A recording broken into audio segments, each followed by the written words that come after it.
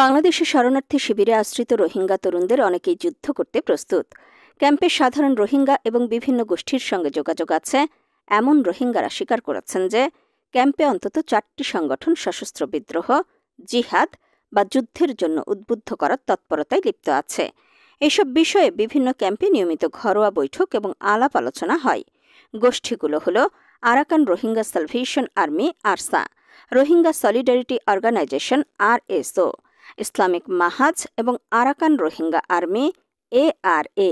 নিজ দেশে ফেরার প্রশ্নে স্বাধীন অঞ্চল প্রতিষ্ঠার স্বপ্নও দেখছেন তারা। বাংলাদেশে আশ্রিত রোহিঙ্গা শরণার্থীদের মধ্যে গত 1 থেকে 1.5 বছরের মধ্যে এমন চিন্তাভাবনা ও মানসিকতা তৈরি হয়েছে। রোহিঙ্গা শিবিরে তাদের অনেকের সাথে কথা বলে এমন ধারণা পাওয়া গেছে। কক্সবাজারে শরণার্থী শিবিরে রোহিঙ্গা যুবক বলেন, আমরা এদিকে থাকব না, আমরা মিয়ানমারে চলে যাব। নিজের চিন্তাভাবনা আরও স্পষ্ট করতে গিয়ে তিনি বলেন, আমরা যুদ্ধ করব আরাকান আর্মির সাথে, আমরা স্বাধীনতা চাই।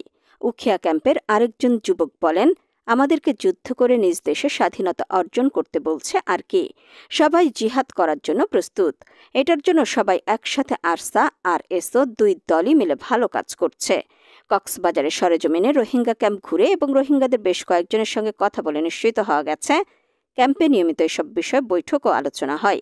সাধারণ রোহিঙ্গারা বলছেন, এই সংগঠনগুলো বিভিন্ন সময় মিটিং করে তাদের ঐক্যবদ্ধ করার চেষ্টা করছে এবং মিয়ানমারের আরাকান আর্মির বিরুদ্ধে একটা ঐক্যবদ্ধ অবস্থান তৈরিরও প্রচেষ্টা চালাচ্ছে।